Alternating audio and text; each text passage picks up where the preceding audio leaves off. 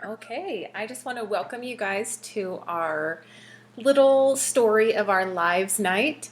And we are so excited to have you guys on and listening. And we're excited and nervous to share our stories because it's still scary to talk about it. Um, Even though we are moving past some of that fear, it still makes it a little bit scary. But I first off want to introduce some of the girls that are going to talk, and then we will go through and share our stories. So I am Jessica Seward, and next will be Susan Parkhurst, and then Janice Mickelson, and then Camille Denny. And we are seriously so excited to share our stories with you guys.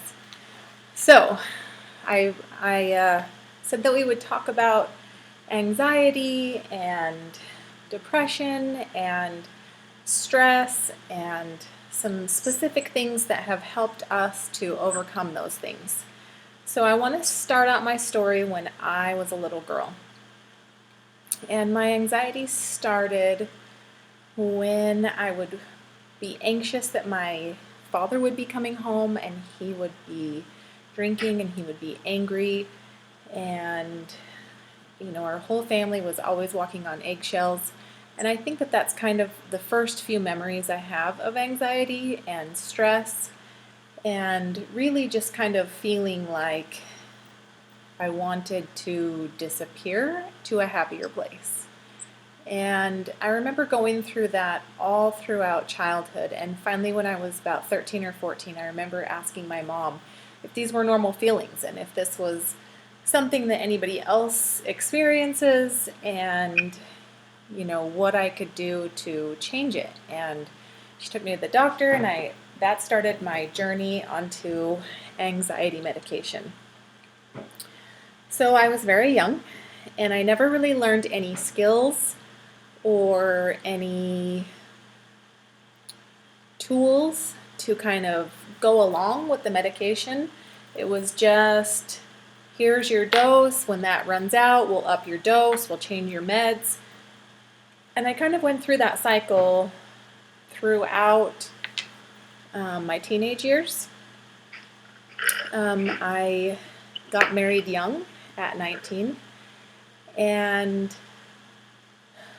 kind of thought that my anxiety would disappear and that it was just kind of, living underneath the stressful home that I was in, that the anxiety and the sadness and the I would say I had more of a poor me, why is my life so awful type of feeling. And of course, I was in a happier home environment, and I was introduced to the gospel, which helped me tenfold to know that I had Heavenly Father behind me that I could pray to, that I could ask for comfort, that I could ask to calm my fears and my anxiety, but it was still there. And I went through the first 10 years of our marriage, same thing, upping my anxiety meds, taking out my anxiety on myself in unhealthy habits of eating disorders, and just a real emotional and stressful inner battle. And I never was still really able to get a grip on that anxiety. We went through some tough things in our marriage and with our family. We lost our home, and we had to sell all of our belongings, and we worked our heinies off to try to make that not happen. And in the end, it did happen. But I feel like the lesson that we learned from that made us stronger people. It really showed me that the longer you sit and wait, and the longer you are dwelling on the things that are happening to you, and you have the poor me, why does my life so awful type of thoughts, that your lesson or your trial will continue because you're not learning anything from it. And that's what really kind of started opening my eyes as to that I needed to make a change. We were in survival mode for years, and I don't think that we really were focusing on what really matters in life. We were just pushing through, trying to get through the next day, and really kind of lost sight of what matters. And when our life started to take a turn for the better, and we weren't losing everything, and we weren't fighting to keep the lights on,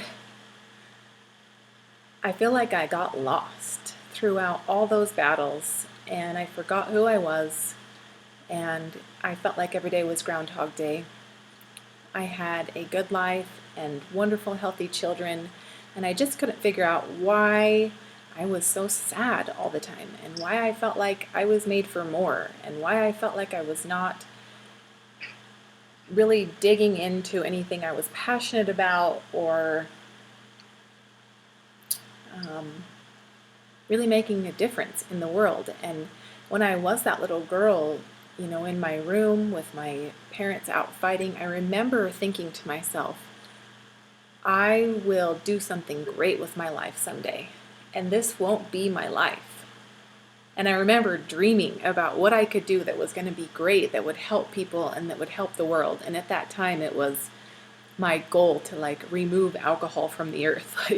I thought my little tiny self could just go to every single gas station in the world and ask them to take it off the shelves.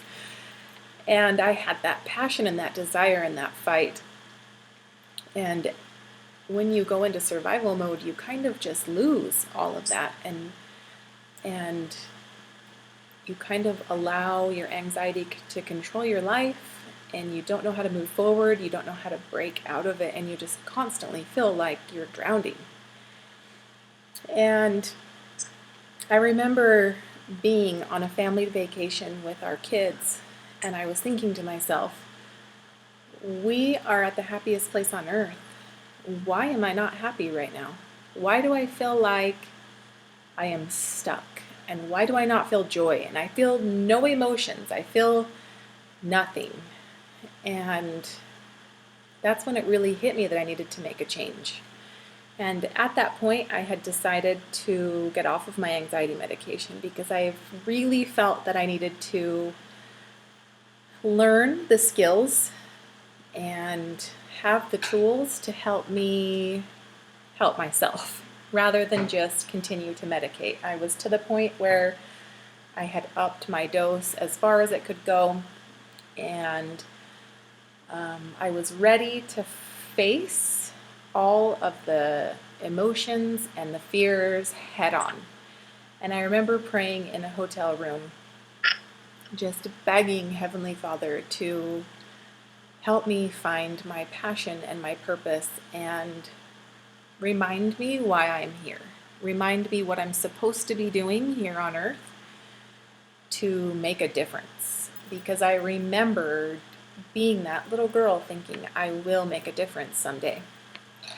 And the next morning, I had a message in my inbox from somebody who I'd been watching for 2 years, who had overcome anxiety and depression, who had gotten her family through a bankruptcy and started a new, fresh start for them, and was constantly positive and uplifting and sharing her little secrets and her raw truth to her life and her secrets on how she was making her life better. And I had known this person. I'd passed her in the halls of junior high. I didn't necessarily ever have a conversation with her, but I knew who she was. And immediately I knew that I needed to do exactly what she was doing. And I needed to be, instead of the person who was sad and withdrawn and not opening my heart to the world and sharing my trials and my struggles, I needed to be like her. And I needed to be a light for others and share my truth.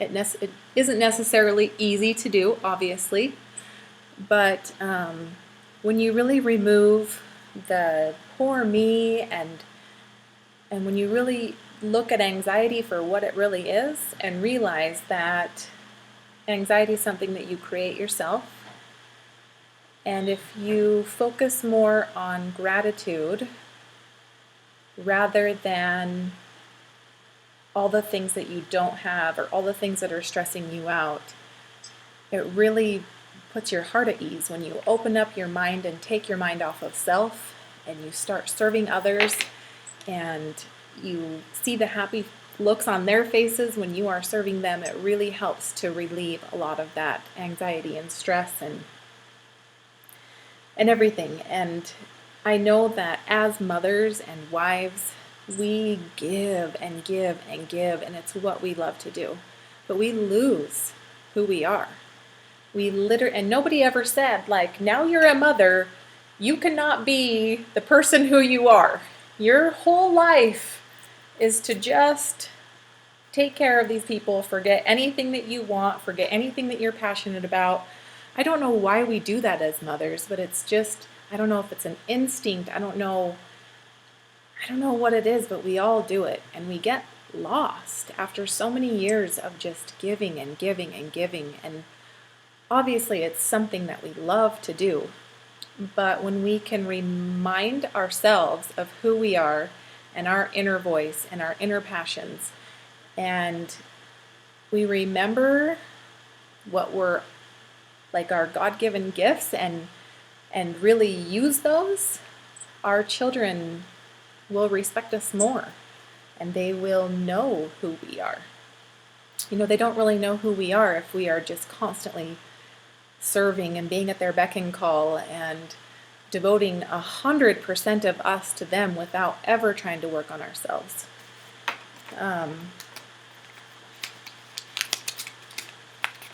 I know I certainly did that, and it wasn't good.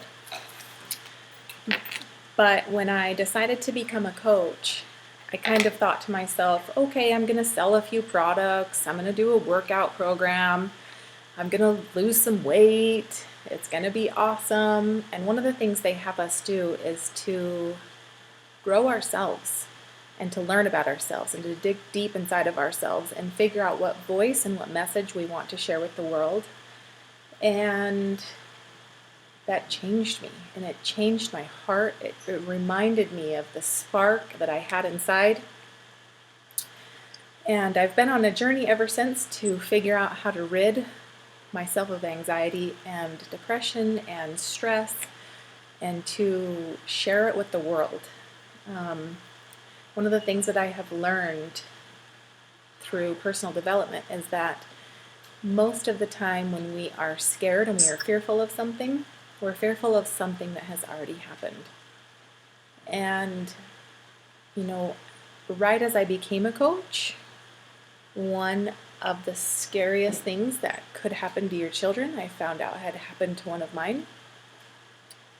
And I truly think that if I had not been coaching and I had not been developing myself as a person and looking outside of my own stress and my own anxiety, I would have crumbled.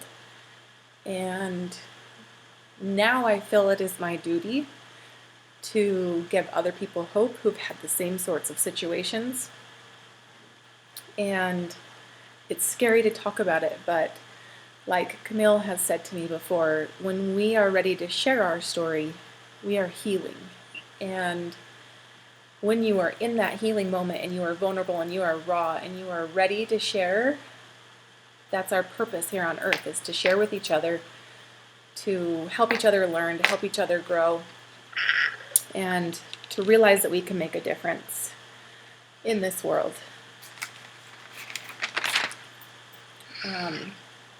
So my last thing I want to talk about is a couple of things that have helped me when I'm having anxiety and when I'm ready to have a panic attack and feel like I'm going to have a nervous breakdown.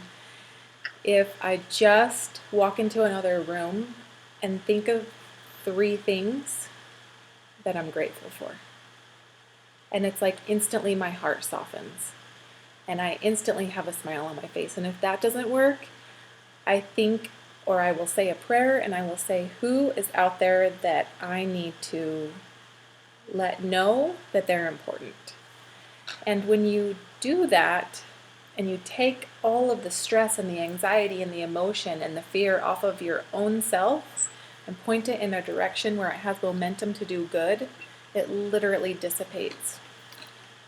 And I am very passionate about sharing this opportunity in this community of strong, amazing women who literally become your best friends and your family, and they lift you up every single day just by being them. One of the other things you can do is, I've been on the verge of having a panic attack, and if you go for a 20-minute walk and listen to an audio about something happy and inspiring, it can literally change your mindset. So one of the last things I wanted to talk about was something that I had heard that literally sparked my imagination, and I wanted to share with you guys. We are all walking around with buried jewels, knowledge that is so powerful it can change someone's life. And when I read that, I just thought to myself, if we were willing to share our buried jewels that are buried deep down inside of us that we are scared to death to share, and all of the crappy, awful trials that we have been given, and we share them and offer hope and light to other people's lives, that you will remind people that a setback is a setup for a comeback. So I want to ask you guys, what message do you hold inside of you that will give some person hope? And I know you all have something inside of you that will. But think about those buried jewels.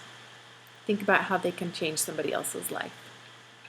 And thank you for listening to my long scatterbrain story. I knew that if I wrote it down, it would come out better, but hopefully you guys are better at it than me. And now we are going to hear from Susan. Okay. As Jessica said, hi, my name is Susan.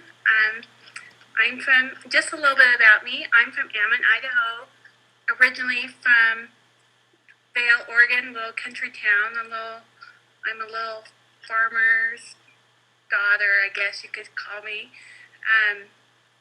Lived on a farm for growing up most of my life, till I met my husband. We were childhood sweethearts,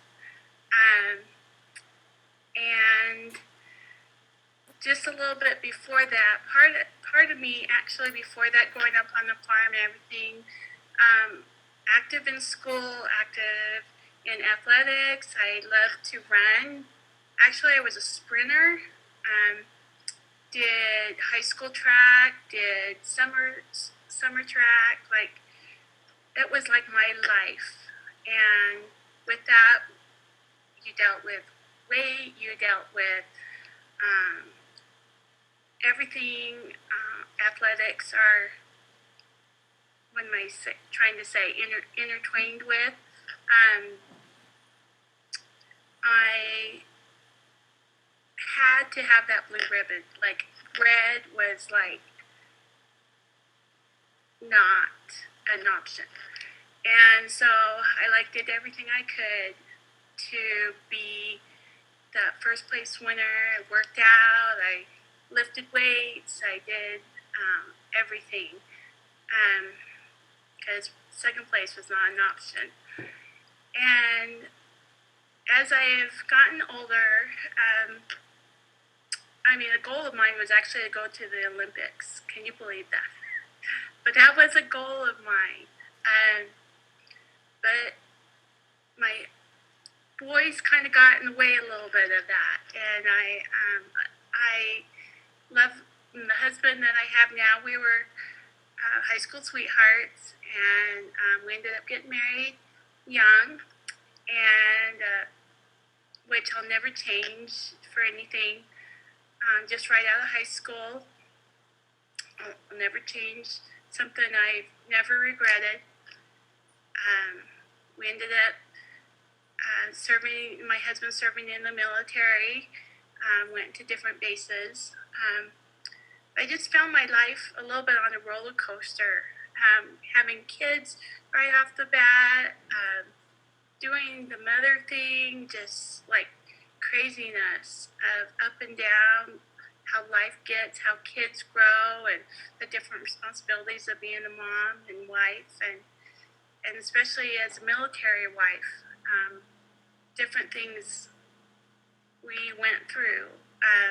Moving overseas, we lived in Okinawa, Japan for 4 years.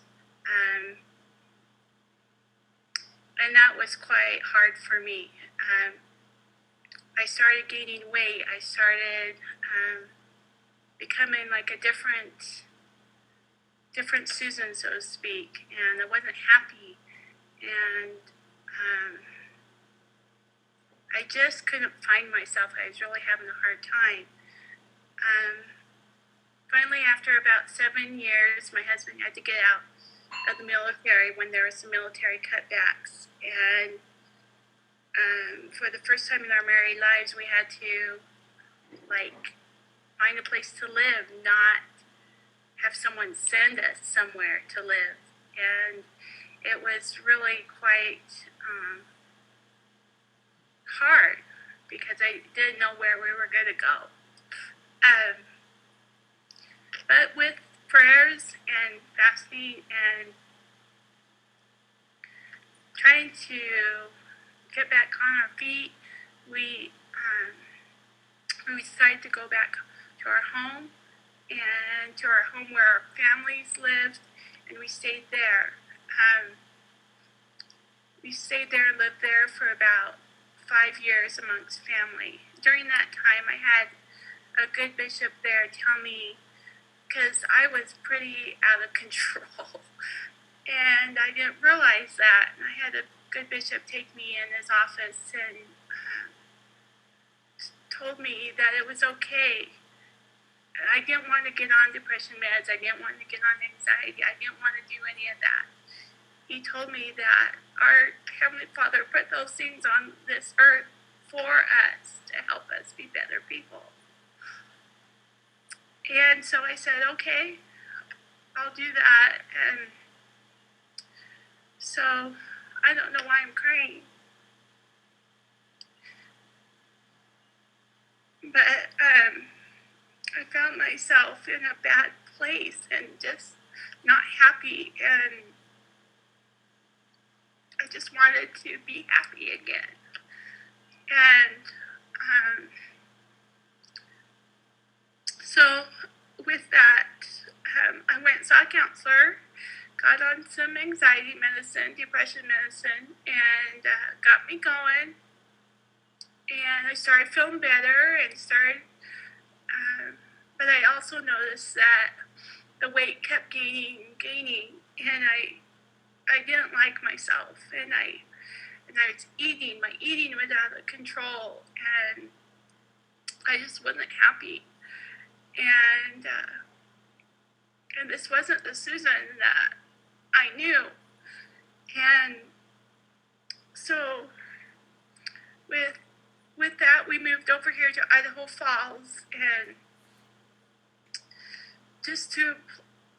after we've lived here actually for about I'd say a good almost 15 years now.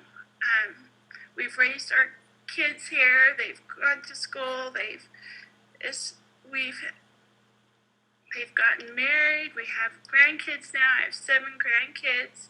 Life has really taken a big change in me and my husband. But I found myself in a place where I want to be happy again, and I wanted to change. I wanted to get this weight off. I wanted to do something about it. Weight has always been a roller coaster, up and down, up and down. And so I saw a friend, good friend, Karen Scott, at work or at church, and she was so happy, and she looked so good, and I just like wanted to be like her, so to speak, when I grew up. And I went to her and I said, Karen, what are you doing? Like, I want to know. And so she told me about Beachbody, and I knew that that was what I needed to do. I went to her house, and we talked, and she shared everything about Beachbody with me, and I knew that was something that I wanted to do. And it has changed me over the last 2 months or 3 months. I've been doing Beachbody since August 1st, and I have finally found something that is helping me not only on my physical side, but on my inner side. I am feeling like a happier Susan. Like, I'm just excited to get up for the day, and I'm excited to put on smaller size clothes and to get going with the day, where I used to like sleep in till noon. I couldn't get up out of bed, and I just there was nothing to look forward to. But now I'm like ready to get up and ready to conquer the day, and I'm just so excited because of those relationships I am building and those friendships I'm making. It is so great to be a part of this program.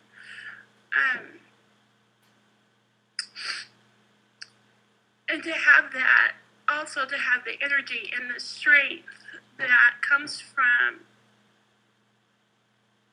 being healthier and being happier. I'm actually working on right now getting off my medicine, my depression meds, and I'm excited about that because I didn't like, I know it was there to help me, but I'm ready for it to be off of it. I'm ready to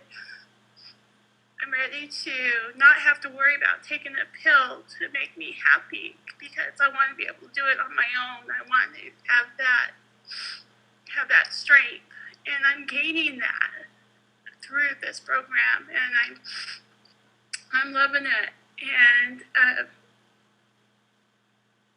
I just feel that it's been through the people here that has helped me grow and to help me be a better person. The accountability, the workouts, everything that's involved with Beachbody has helped me to this day, and I am just so thankful. And there we go. And that's my story. Such an amazing, beautiful story. You have us all in tears. Thank you for sharing that with us. Okay. We will hear from Janice now. I think she's on mute. There we go. Hey guys, so one of the biggest things since to start off, when I was little, I remember one day my friends weren't really so-called friends that I wanted to have. They were friends because their moms told my mom that our kids should be friends. And I was at a sleepover with one of my friends, and we were getting into our jammings, and she looked at me and said, Janice, you're fat.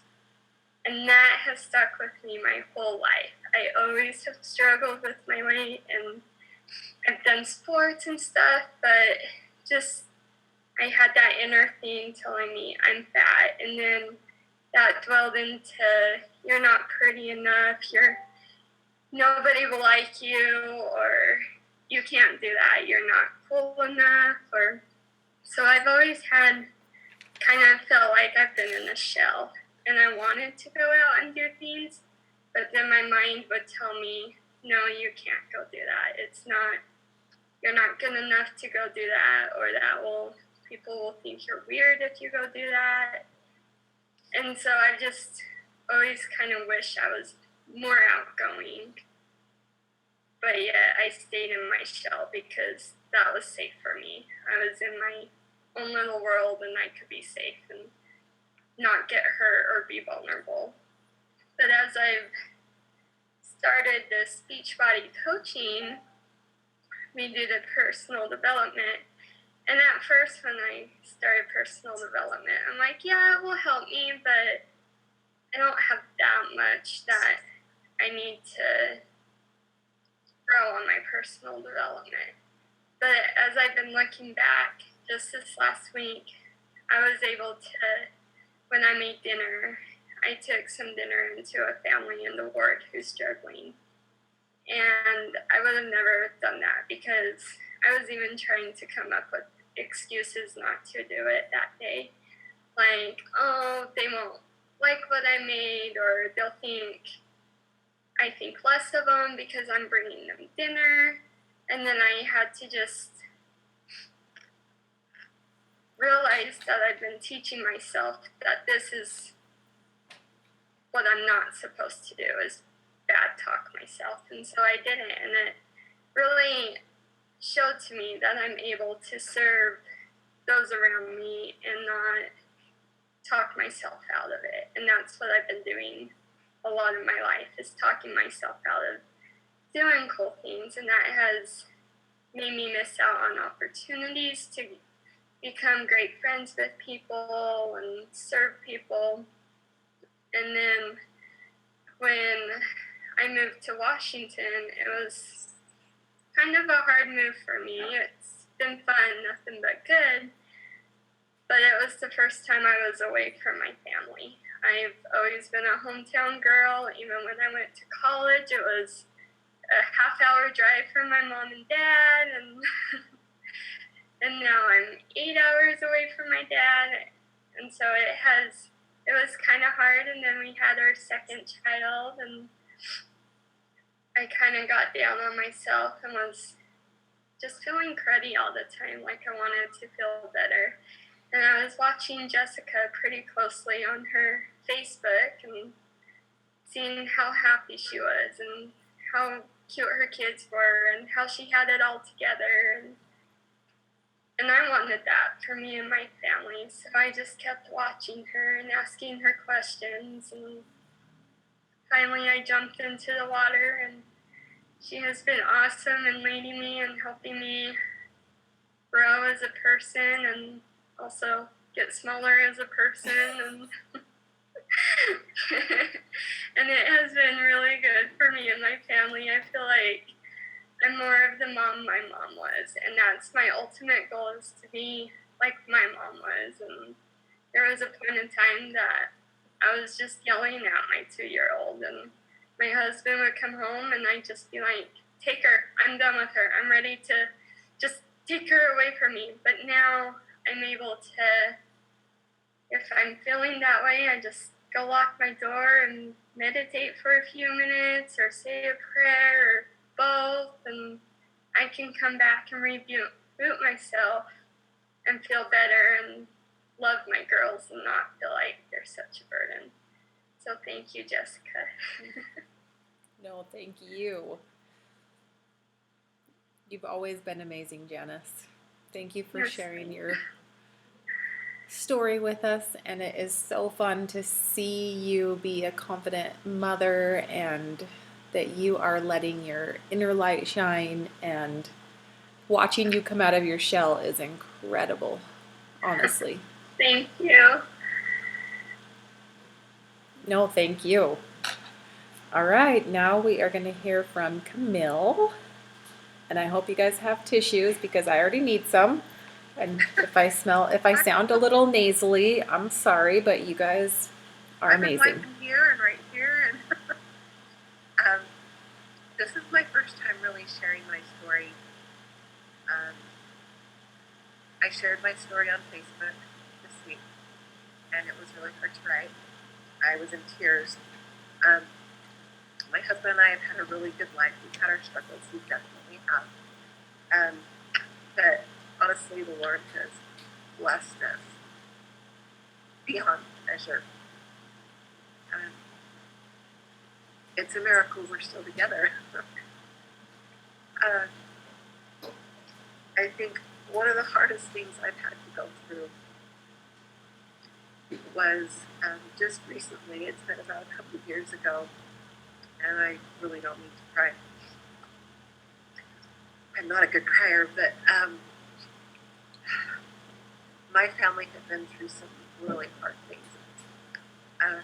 We had a wedding that was coming up, and it was my second daughter's wedding in Brooklyn, and it was an amazing time.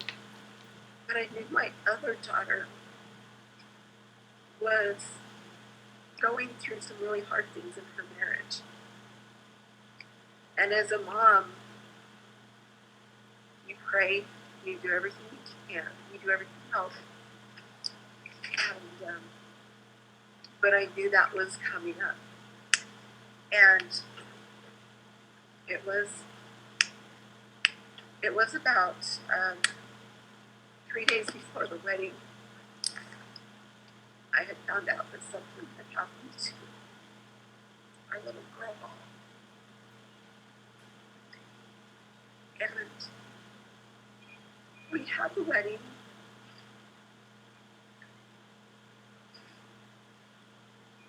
And then within, I think, 3 or 4 days later, my daughter that had been married for a couple of years, they had a really hard thing in their marriage to where I had to go down and hold my daughter and watch my grandson. And I was leaving 3 days a week, 2 and 3 days a week to watch my grandson. And I would leave early in the morning. I would kiss my little 6-year-old goodbye, get her on the bus. And I would cry halfway down there, listening to good uplifting music to strengthen me so that I could go watch my grandsons, so my daughter could go to school. And this all happened within really a week of each other. We had 2 really hard things and a wedding. And I remember you really hit survival mode. You just hit it, survival mode. You're there, and you're the strength that your family needs to hold everything together. And I prayed hourly to do everything that I needed to. And my married daughter's doing great. My other married daughter's doing great. My little girl, I still worry about her. But we've been to counseling. I know whatever needs to come out will come out eventually. After all this happened, it was probably in February. My husband and I were not getting along good. We had so many things happen that our marriage was just kind of falling apart. And we've been through so many things. How could this take us down? And I was really scared. My anxiety was going through the roof. And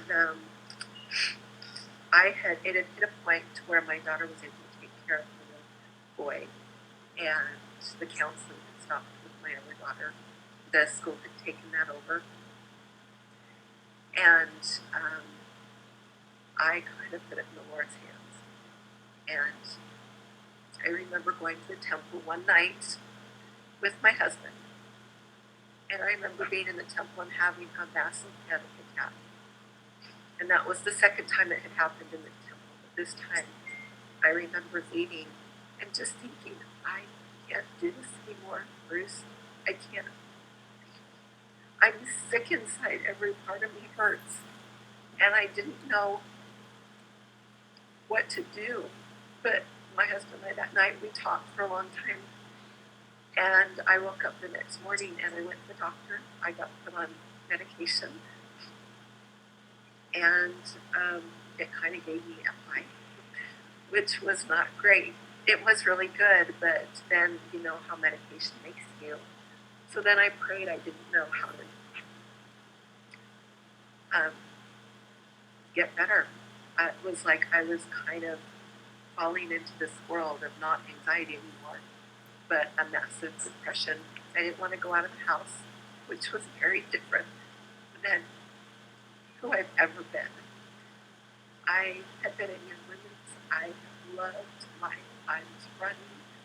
I'd been training for a marathon, and I had to quit that to help take care of my family. And that was another thing I think that really was hard for me. And so I got into this big depression, and I couldn't get out of it. I didn't even know how to get out of it. And my anxiety was still just crazy. And then after praying some more, they switched medications, and I felt better. I wasn't quite so numb. But I remember, at the beginning of the summer, even through all of this, I had gained almost 35 pounds. And that's really a hard thing to gain. And it's hard when you're not happy, and it's hard when you're staying inside, and you have nothing that motivates you, or you don't even want to get out of bed. You have to because you have kids, but it's hard to get out of bed. So I prayed and I prayed, and I remember Jessica, she does my hair, and she had struggled with anxiety too, and she talked to me one time about what she was learning from Beachbody, and every time she talked about it, I got so excited. I loved how she talked about how she felt. And so it took her a couple times talking to me, but I went home after the first time, and I signed up for a challenge group, and she put me in the challenge group and with the challenge pack, and I started working out.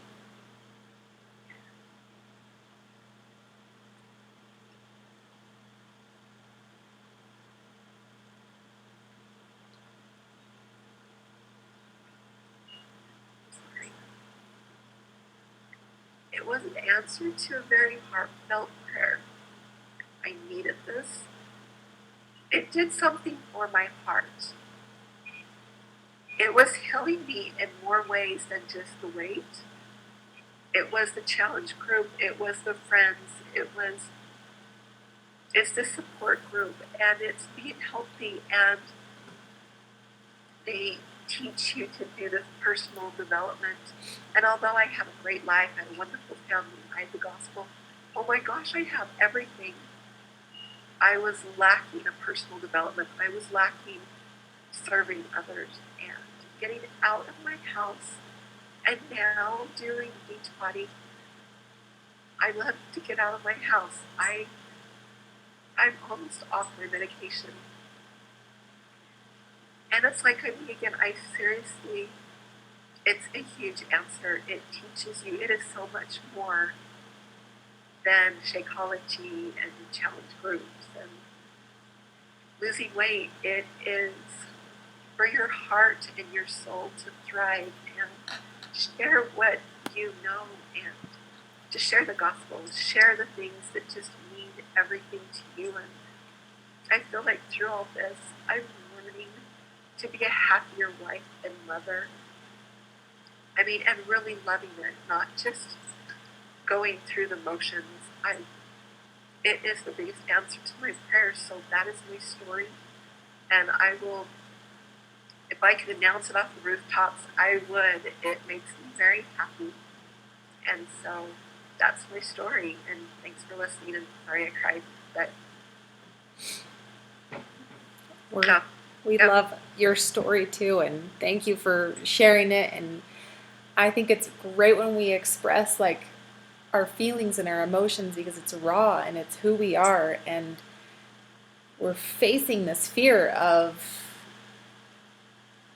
like all of our fears inside of us, and we're opening up our heart to shine a light to others, to say like we have this strength and we want to share it with you. And you're such a beautiful example of that, and all of you are such a beautiful example of that. And it's so inspiring to me every single day to be in contact with you guys. And like you said, you could be having the worst day ever and jump into our challenge groups and somebody's in there to lift you up, and jump into the team page and somebody's there to inspire you. And the community is amazing, and the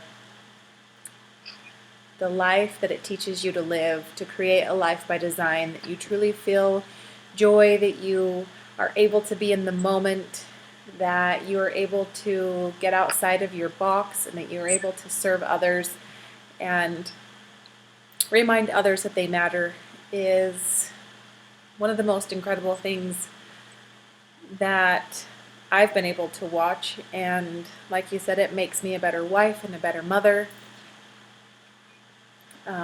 My kids love it. My two oldest can't wait to be coaches, especially my oldest son. He thinks he's going to write the CEO and change the rules so that he can do it at 11.